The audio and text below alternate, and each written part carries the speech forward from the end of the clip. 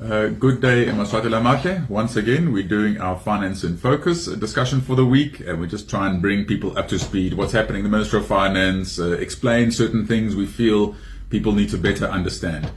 And so today, I felt like one of the issues to talk about is our cash flow. At this time of the year, we normally do have a very tight cash flow because ministries submit all of their invoices that maybe have been lying around for the year. They quickly try and get them in for payment before the end of the financial year, which is the end of March. And so there's a lot of pressure for payments, number one. Number two, we are a little bit behind with paying anyway as we speak. So between now and the end of March, things will be tight. So just for everyone who's supplying government, please just understand, work with us on this. We do really believe end of March, when SACU money comes in, there'll be a lot of relief. What we're also then doing after that is we are raising loans to be able to deal with funding the budget, because if one understands, we call it budget support.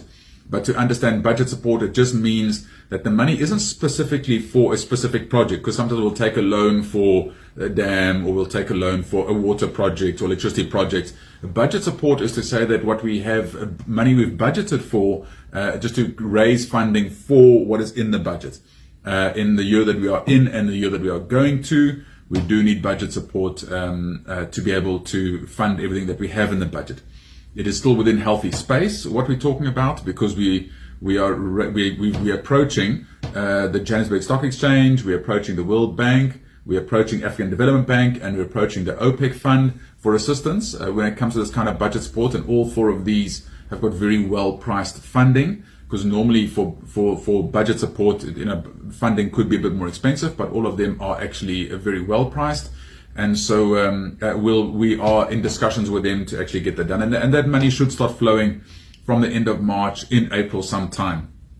So we're just asking everyone to bear with us while we get to this time. We really believe that when this money comes in, we are planning to actually deal with arrears once and for all. Arrears has almost become a norm in Eswatini from government, and it's embarrassing and it's wrong, and we need to actually deal with it properly. And so we're going to be raising these loans, and we believe that once and for all we can put arrears and outstanding payments and suppliers not being paid on time for once and for all, put it to bed. Because as a government, we feel that we managed to stop the leakage, if one can almost put it that way, where we managed to have very strong budget controls in place now, where to make sure ministries do not just overspend or have invoices in drawers, or just regardless of an order just spend money.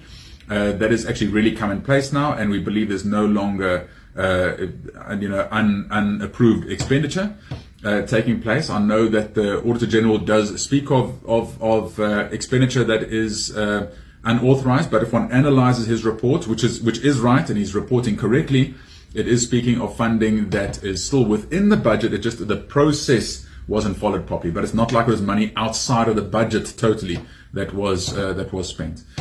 And so so the bottom line is just to bear with us while we're going through this time. We're hoping that by April we'll actually have arrears and outstanding payments really on top, and actually have money waiting to be able to make payments.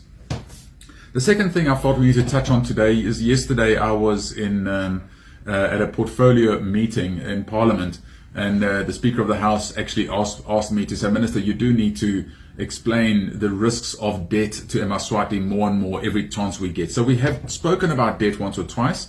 I think the last time I spoke on debt was around December, when people were getting their bonuses and getting more money. It's one thing talking to people about debt when you actually when you're about to get a decent 13th check or maybe a year-end bonus. But it's now the time of the year, like government, even household expenditure will be under extreme pressure. One has now spent one's bonuses. Hopefully one was wise, one took advice during that time. But unfortunately, as human beings, we normally spend more than what we have. It's kind of human nature to always, want something. You feel like, well, I can afford it. I can maybe take out a loan. I'll repay the loan. But I need to just emphasize the point that at the moment in Eswatini, our levels of debt are too high at household expenditure. So from a government point of view, we're surprisingly good territory. We are not in any high risk zone. The World Bank, IMF often commend us for that. But when it comes to household pressure, there we do have too high levels of indebtedness at household level. So again, just to appeal to Emaswati, is to say that be very careful of debt. Debt is something, I mean, even the Bible speaks about the debt being a snare, and the person taking the money is always servant to the person that's loaning the money. And so, and for that, and again, one can elaborate on those themes. But just to say, Emaswati, one must really try and with everything that you can, try and stay out of debt.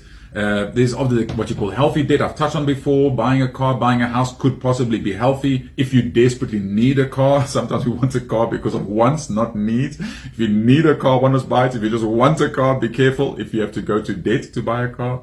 But a lot of, just keeping the lights on, taking out loans to be able to, pay electricity bills and to be able to buy food. That does have a very, big warning light on about that. Just said, be very careful if you find yourself in that space, because to repay that debt is very, very difficult and very hard to do. And again, it's easy to say that, but it's often just tightening the belt, is to see what you can possibly do with less of. Obviously, there's two ways to sort it out. Number one is to try and make more income to be able to sort out your debt, or is to spend less, is to sort out your debt. There's no other, money's not normally going to fall out the sky. You're going to get easy money to deal with this. So one really has to look at one of those options to deal with it. But it's often, if you can, sometimes you've got a few different areas where you owe money to. The wise thing is just to give yourself the momentum and the heart to this. You start with the smallest debt. You see what you can do to pay off the smallest debt without increasing the others. You then look at the next biggest one, and you kind of go through them one at a time. And as you go, you kind of get motivated. It actually drives you to actually want to get out of debt. It's very satisfying actually paying a debt and not owing in a certain place, and then paying the next one and paying the next one.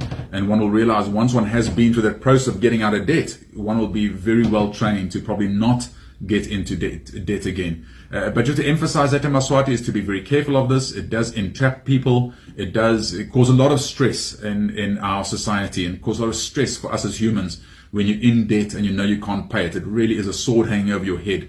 And so just to try and encourage Emaswati, I know one can sit here saying that, very difficult to do in practice, and I don't know everyone's situations, but I do know that once one is in debt, it's very tough to get out of. So just to try and keep that warning out there. Thank you very much, Emaswati, for watching.